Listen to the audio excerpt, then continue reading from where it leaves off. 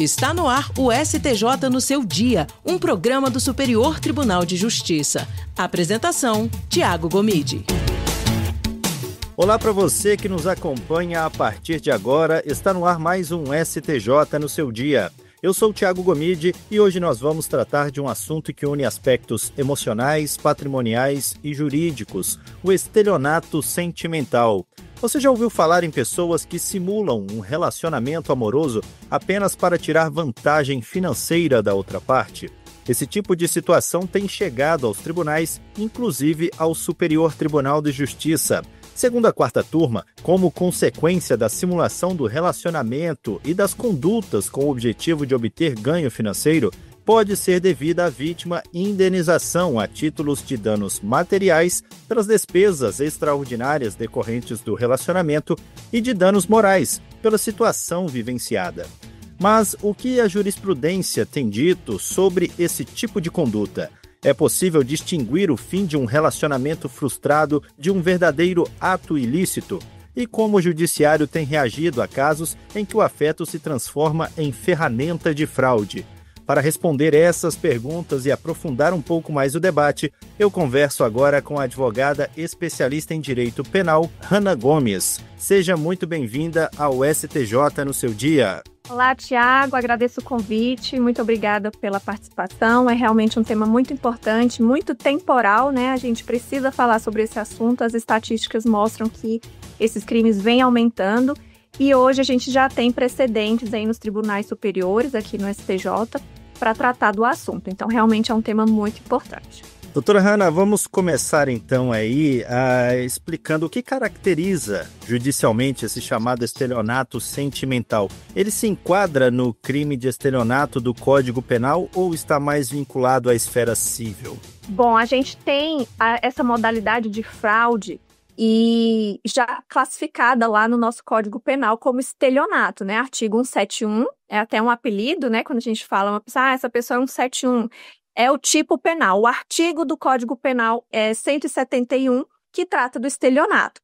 E, embora a gente não tenha uma tipificação expressa do estelionato sentimental ou estelionato amoroso, ele se enquadra no artigo 171, como eu disse, como estelionato comum. É debatida tanto na esfera civil quanto no criminal, ou seja, é passível de ser processado e punido na esfera civil e no criminal, como eu disse, lá no artigo 171, do Código Penal como crime, mas também como ato ilícito do direito civil, passível também, além da pena do direito penal, de uma indenização. É o que a gente tem visto os tribunais definindo, né? Então, é uma circunstância que, às vezes, a vítima tenha vergonha de levar às autoridades policiais, sinta que não foi tão grave assim, deixa passar, são circunstâncias que são protegidas pela nossa legislação, onde a gente tem um bem jurídico tutelado, qual seja a nossa honra, o nosso patrimônio, a nossa capacidade física e emocional, que às vezes é abalada numa relação dessas,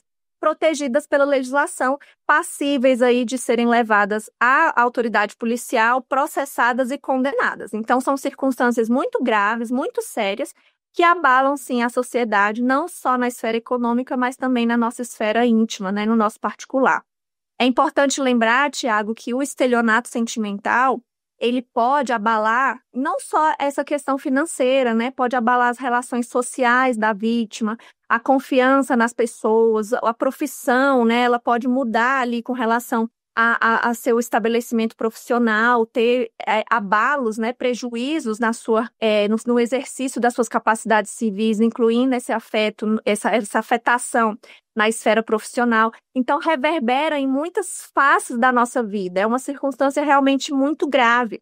Como advogada, eu já participei como defesa de alguns casos, né, de vítimas, então eu vejo que realmente é uma circunstância muito grave, muito séria, que infelizmente tem aumentado. Doutora Hanna, esse tipo de situação em que uma pessoa se aproveita emocionalmente de outra para obter dinheiro tem aparecido com mais frequência aí nos tribunais? Há uma judicialização crescente desses casos, a gente pode dizer assim?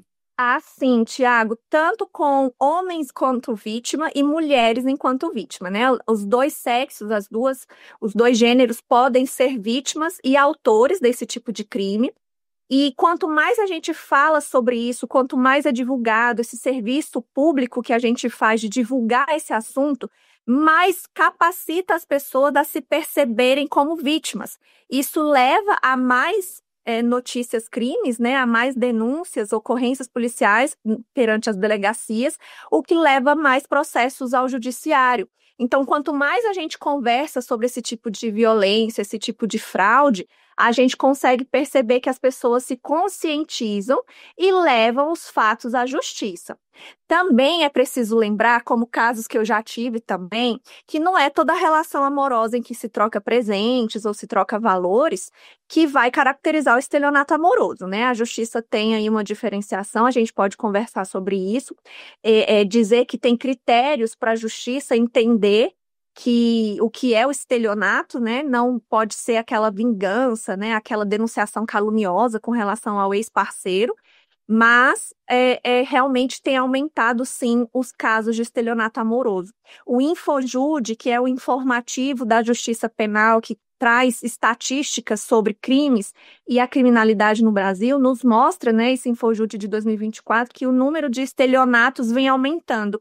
Já fazendo o recorte, foi a primeira vez em 2023 que o Infojude tem esse recorte sobre o estelionato amoroso, né, dado aí o crescimento desses números. Então, realmente é um número que vem crescendo, não só nas delegacias de polícia, mas também chegando a decisões do judiciário e já tendo precedentes nos tribunais superiores.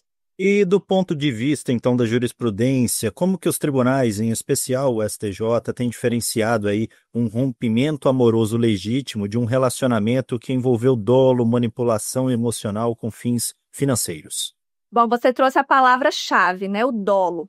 A gente tem o judiciário entendendo que será crime, ou seja, será estelionato amoroso ou sentimental, quando você tem o dolo de enganar a pessoa ou iludibriar, né? Trazer ali um enredo amoroso para conseguir uma vantagem. Então, o objetivo do agressor, do criminoso, é justamente esse: conseguir uma vantagem, seja uma promoção no emprego, seja uma viagem, qualquer benefício, incluindo a troca de valores, né?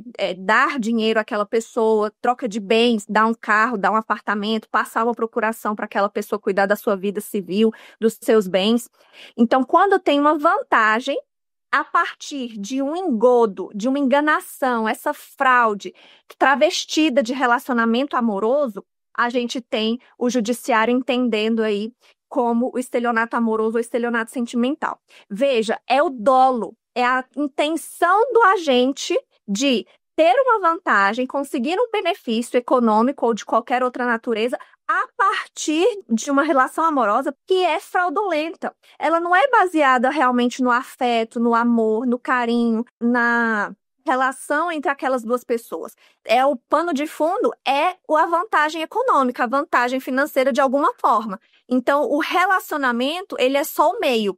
Então, a justiça tem entendido isso. E como que a justiça está fazendo? Eu venho percebendo, lendo algumas jurisprudências, tanto dos tribunais, em especial aqui no Distrito Federal, mas também o caso recente aqui do STJ, da 4ª turma. A grande pergunta é: como essas pessoas se conheceram? Essa é a chave para identificar se é ou não um relacionamento fraudulento, né? Então, quando a vítima começa a relatar aquele caso, seja para o advogado, ou seja para dar início a uma causa, ou numa audiência de instrução de um processo, seja no penal ou no civil, os juízes têm perguntado para a vítima, têm tentado entender como essas pessoas se conheceram.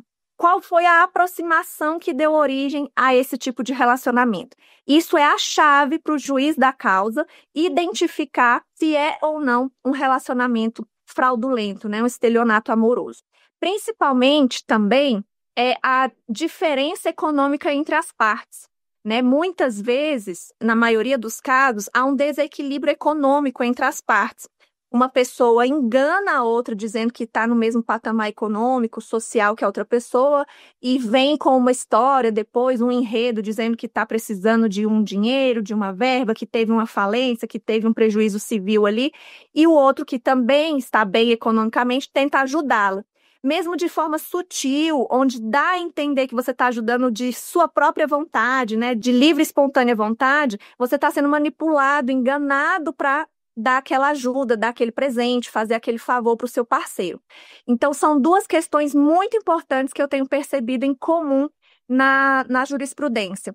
Como as partes se conheceram e o desequilíbrio econômico real, factual, não aquilo que é contado, né, na narrativa, na historinha, mas os fatos sobre o equilíbrio econômico entre essas partes. São dois critérios muito importantes que a justiça vem analisando. Exatamente a questão que eu venho a fazer, doutora. Quais são aí esses principais critérios, né, que os juízes observam para reconhecer que houve o dano moral ou material também, ou os dois no caso, em uma relação amorosa e simulada? Isso é muito interessante, Tiago, e a gente traz isso a partir do entendimento do STJ recente. A gente tem o STJ fixando o entendimento de que esse tipo de conduta é passível de ser processado e punido na esfera penal e na esfera civil. No penal, a gente já tem falando crime, né? Tem o Código Penal para punir esse tipo de crime com pena de 3 meses a 1 ano. E a gente percebe essa possibilidade penal muito facilmente. Já na esfera civil, como ato ilícito, que é o que o STJ vem trazendo como uma novidade, entre aspas, de indenizar esse dano moral ou material que a vítima passa. Porque muitas vezes essas relações elas são públicas, são notórias, a gente compartilha nas redes sociais, a gente apresenta essa pessoa, esse companheiro para a nossa família, para a sociedade. Ou, de fato, a gente tem um abalo emocional muito grave, muito forte, a gente se sente muito vitimizado, muito humilhado. Como que eu passei por isso? Como é que eu me deixei me enganar? Eu tenho clientes, Tiago, que quando a gente consegue perceber que ela foi vítima, ela fala, não, então não vamos para a justiça não, que eu não quero me expor. Eu não quero passar por esse papelão, dizer para minha família. Eu tenho clientes que não quiseram nem contar para a família o que aconteceu, se sente muito envergonhada, entra em depressão, precisa de um tratamento emocional, psicológico, tem prejuízos no emprego, porque aí pega um atestado ou até mesmo é demitido pela baixa produtividade, fica com vergonha, se isola, tem problemas gástricos, né, problemas emocionais, acaba tendo realmente um prejuízo. E quando a gente consegue demonstrar isso por meio de documentação, laudo médico, remédios que a pessoa toma, testemunhas, a gente consegue provar o ato ilícito do direito civil passível de indenização. E essa indenização, ela vai ser quantificada não necessariamente no valor que a pessoa tomou da outra. Por exemplo, se eu dei 40 mil, peguei um empréstimo de 60 mil e dei para o namorado achando que era um namorado real, que era um amor verdadeiro, mas no final era um estelionato emocional. Eu posso ter de volta essa indenização específica dos valores, 60 mil, 40 mil, exatamente o que eu consegui comprovar que eu dei, que é a indenização material, mas eu posso também ter uma indenização pelo meu sofrimento emocional, pelo meu sofrimento psíquico, que eu consegui comprovar. Tomei remédio, tive que ir ao psicólogo, peguei atestado no emprego, deixei de trabalhar, perdi minha família, me isolei, fiquei, né, e demonstrado com provas, com testemunhas, com conversas, prints de mensagens. Eu consigo pedir para o judiciário que quantifique isso numa indenização. E essa indenização do dano moral vai ser quantificada na proporcionalidade entre o que esse agressor vai poder pagar e o meu dano real, né? A justiça faz ali um equilíbrio entre o que a pessoa pode pagar, o agressor, né, dada ali as suas circunstâncias subjetivas, e o que de fato eu tive de prejuízo emocional. Esses valores, atualmente, eles estão girando em torno de 5 a 10 mil reais no balanço aqui da jurisprudência dos estados. Então, não é tão grande esse valor, mas também já não é tão irrisório que não possa preocupar os agressores, né? Já com relação ao dano material, essa fixação lá do direito civil vai ser de acordo com o que, de fato, eu tive de prejuízo econômico e financeiro. Então, são duas circunstâncias diferentes, o dano material e o dano moral. Doutora Hanna, a voluntariedade dos repasses de dinheiro pela vítima, isso impede o reconhecimento de um ato ilícito ou o uso de engano aí é suficiente para configurar uma responsabilidade? Olha, Thiago, essa questão é muito interessante porque a gente percebe que eu, como defensora das mulheres, eu entendo que as mulheres são mais vítimas nesse tipo de crime, né? Esse tipo de estelionato amoroso. As estatísticas mostram isso pra gente.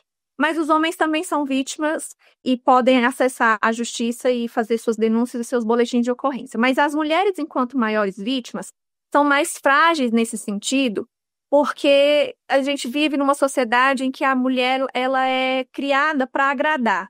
Então, quando você tem, resumindo, né, toda aquela conversa sobre patriarcado e questão da mulher dentro de um relacionamento, quando ela tem uma condição econômica melhor, ela tenta agradar mais esse parceiro e, às vezes, a linguagem do amor dela é dando presentes. Esses presentes dentro de uma relação podem caracterizar o abuso econômico, né, da vítima, né? O agressor está abusando economicamente da circunstância econômica da vítima, da mulher que tem uma condição financeira melhor do que ele, nesse caso específico do estelionato amoroso. Mas, para diferenciar o estelionato do relacionamento comum, relacionamento saudável, normal, a gente precisa, de fato, analisar o dolo do agressor, do agente. Quando ele está nesse relacionamento só pela vantagem econômica, ele, de fato, tem um interesse apenas econômico, não tem uma contrapartida amorosa real e consegue se comprovar isso, por exemplo, ele trai diversas vezes, ele não cuida dessa mulher, ele não ajuda nas tarefas de casa, ele engana, ele é ausente, pode se caracterizar o estelionato amoroso. Mas, como eu disse, a justiça interpreta muito o dolo do agente, né? A subjetividade dele no sentido de caracterizar esse estelionato amoroso. Então, qual era a real intenção dele? Por que ele estava nesse relacionamento? Veja, eu tive um caso de um divórcio de um casal que ele pediu um colar de 20 mil reais que ele tinha dado de presente para ela. Aí, quando ele veio com essa conversa no processo, eu fui conversar com a minha cliente e falei, olha, ele tá pedindo um colar aqui de 20 mil reais que ele te deu. Aí ela, doutora, deixa eu te explicar o que foi esse colar. Eu dei também um relógio de 20 e tantos mil reais para ele. E era um compromisso, uma troca de presentes em uma relação de aniversário de 10 anos de casados. Então, veja, Tiago, houve uma troca de valores bem parecidos, eram 10 anos de relacionamento, eles já tinham filhos, e lá no divórcio, depois, quando eles já tinham 15 anos de relacionamento, depois de 5 anos desses presentes, o sujeito vem e pede o tal do colar de 20 mil reais de volta. Então, tá vendo que, embora tenha uma troca de valores e uma troca de presentes, dentro de um casamento duradouro de 15 anos, não dá para caracterizar que foi um estelionato. Já no relacionamento breve, de poucos meses, em que uma pessoa dá um carro de presente para outra, ou passa uma procuração para cuidar dos seus bens, enganando, dizendo que é um grande corretor, ou que é um advogado, ou que é uma pessoa que tem mais experiência na vida civil e pode gerenciar melhor os seus bens. Ou muitas idosas, né, pessoas mais velhas, estão se relacionando também com pessoas de mais idade, não só com novinhos, né, aquela história da diferença de idade, mas também com pessoas mais velhas que não têm nenhuma condição financeira, que não têm aquela mesma classe social e têm um prejuízo econômico efetivo, a gente pode levar a análise para saber se é, de fato, um estelionato amoroso. Então, a gente precisa perceber essas duas circunstâncias que a justiça vem entendendo. Como essas pessoas se conheceram, a diferença social entre elas, esse desequilíbrio, né, econômico entre as partes. Fazendo uma análise sobre isso, é possível identificar se é ou não um estelionato amoroso. Então, é isso que a justiça vem entendendo, vem apreciando. Lá naquele meu caso, o juiz deu um sabão no sujeito e falou assim, meu filho, né, com outras palavras, dentro do juridiquês, você quer pedir um colar que você deu de presente para sua esposa no aniversário de 10 anos de casamento? Presente é presente, não importa o valor. Deu, tá dado dentro de uma relação, dentro de um casamento. Agora, numa circunstância de estelionato, é possível pedir a reparação. E aí eu lembro, Tiago, que justamente por um dos requisitos, que é esse desequilíbrio econômico, é muito difícil a vítima reaver os seus pertences, tá? É muito difícil a vítima reaver aquele valor que ela teve de volta, justamente porque, em regra, o agressor é uma pessoa que não tem grandes condições, não vai ter dinheiro, muitas vezes vai ser preso por causa disso, não vai ter como conseguir um emprego para poder pagar aquele dinheiro todo de volta. Então, é muito difícil você reaver o dinheiro. Mas não é por isso que as mulheres devem temer ou frear as denúncias. Porque esse sujeito, ele pode não fazer você a primeira vítima. E você pode não ser a primeira vítima. Você pode ser a segunda, a terceira. E depois de você, se ele não for denunciado, se ele não for preso, se ele não for levado à justiça, ele vai fazer outras vítimas. Então, também é um serviço social que nós, mulheres e outras pessoas que são vítimas, devem fazer, né? Frear esse tipo de agressor. Quando a gente percebe operações da Polícia Civil, da própria Polícia Federal, às vezes envolvendo vários estados, a gente analisa e percebe que esse agressor não fez só uma vítima, Tiago. Normalmente ele tem 5, 10 vítimas para trás. Teve um caso aqui no Goiás que o sujeito tinha 40 vítimas de estelionato atrás dele, estelionato amoroso. Então, ele se envolvia com várias mulheres ao mesmo tempo, dizendo que era um grande médico, que vivia de plantão para lá e para cá, e na verdade não tinha nada disso. Nesse meio tempo, em menos de 4 anos, ele fez 40 vítimas. Então, é uma circunstância que realmente, infelizmente, precisa de atenção e precisa de cuidado. Para a gente finalizar, doutora Hanna, como que o direito, o judiciário brasileiro tem conciliado aí o respeito à intimidade e à liberdade nos relacionamentos com a necessidade de proteger vítimas de abusos emocionais com prejuízos financeiros? Tiago, a gente vive um Estado democrático de direito de mínima intervenção, né? A justiça, o direito, as nossas leis buscam intervir minimamente como a gente cria os nossos filhos, como a gente se relaciona, como a gente leva a nossa vida civil. É claro que quando isso atinge o próximo, o outro, a gente tem as leis, a gente tem as regras. Mas o nosso Estado de Direito, as nossas leis, são minimamente invasivas e intervencionistas. Com isso, a gente pode se relacionar com qualquer pessoa. A gente pode dar presentes para o nosso namorado, a gente pode não dar presente nenhum, a gente pode casar e não compartilhar a conta, nenhum saber do dinheiro do outro, não tem problema nenhum. Desde que as obrigações civis, por exemplo, lá do Código Civil, que regula as relações de casamento e união, por exemplo, sejam respeitadas. Uma delas é o respeito mútuo, né? A fidelidade não é nem a fidelidade conjugal, amorosa, de relações sexuais, por exemplo, porque o adultério deixou de ser crime há algum tempo. Então, a gente tem aí o auxílio quando a pessoa está doente, né? A ajuda emocional quando aquela pessoa precisa de um suporte emocional. A gente tem a pensão para o cônjuge, né? Se esse cônjuge nunca trabalhou, a gente tem uma pensão entre cônjuges. Então, algumas obrigações civis protegem as pessoas. Mas dentro dos relacionamentos, a gente pode se relacionar com qualquer pessoa e manifestar nossas emoções, os nossos sentimentos de qualquer forma, desde que seja saudável, voluntário e que não nos cause sofrimento intencional. Quando o outro impõe sofrimento de forma proposital, dolosa, aí a gente tem um possível crime de ameaça, de estelionato, abandono, ou o ato ilícito do direito civil, que é causar dano a alguém reparável por indenização material ou moral. Então, quando as relações elas causam sofrimento, seja o sofrimento emocional, econômico, no trabalho, a gente pode perceber se não é um caso de violência conjugal, se não é um estelionato, uma ameaça, uma coerção, se está causando algum tipo de situação passível de ser enquadrada em um crime ou em um ato ilícito lá do direito civil, ou uma violação às regras do casamento, às regras da união, que a gente também tem no direito civil. Então, como eu disse, o direito ele é minimamente intrusivo na nossa vida. A gente pode se relacionar como a gente quiser. Já tem a história do poliamor, né, das famílias multiespécie, a gente já tem até famílias multiespécies, né, Tiago, com relação à pensão alimentícia para animais. Então, veja, é o direito acompanhando a nossa evolução social, acompanhando a nossa manifestação na sociedade. Porém, quando causa sofrimento, quando causa dano, quando causa prejuízo, é possível analisar por meio de um advogado, da Defensoria Pública, levando ao Ministério Público, para saber se isso não é um fato importante para a Justiça.